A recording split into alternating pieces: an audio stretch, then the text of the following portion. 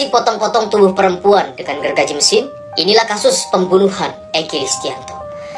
Kasus pembunuhan Eki Listianto adalah sebuah kasus yang baru terungkap di hari Jumat, tanggal 30 Desember 2022 kemarin, di mana terdapat seorang pria yang memotong-motong tubuh seorang perempuan menggunakan gergaji mesin di Bekasi.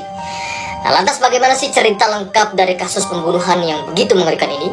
Mari kita bahas bersama-sama. Jadi kasus bermula ketika di hari Jumat ini, polisi ini yang sebelumnya mendapatkan laporan orang hilang, Eki Listianto ini sebelumnya dinyatakan hilang oleh keluarganya lapor polisi kalau Eki Listianto ini adalah seorang ayah yang hendak pamit ke ATM namun tidak kembali lagi ke rumah. Keluarga khawatir di mana keberadaan Eki Listianto dan kemudian melaporkan kejadian ini ke kantor polisi.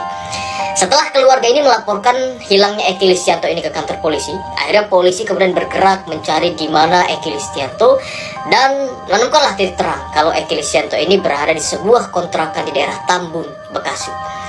Polisi kemudian menuju kontrakan ini yang sebelumnya tidak ada niat mengusut kasus pembunuhan, hanya hilangnya Eki Listianto ini.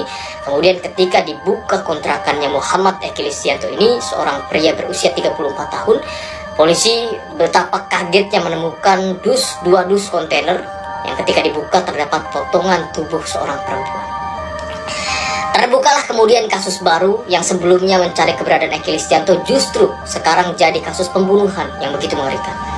Ditelusurilah seorang perempuan ini oleh ahli forensik yang korban ini, dan ketika ditelusuri ternyata tulang-tulang dari si perempuan ini terdapat gerigi yang sudah dipastikan ini hasil dari gergaji mesin. Atas kasus ini, polisi kemudian melakukan penyelidikan dan penyidikan dan terungkaplah kalau Muhammad Eki Listianto ini ialah tersangka dalam kasus ini. Nah, hingga saat ini polisi masih melakukan penelitian dari DNA korban sebetulnya siapa perempuan yang jadi korban ini.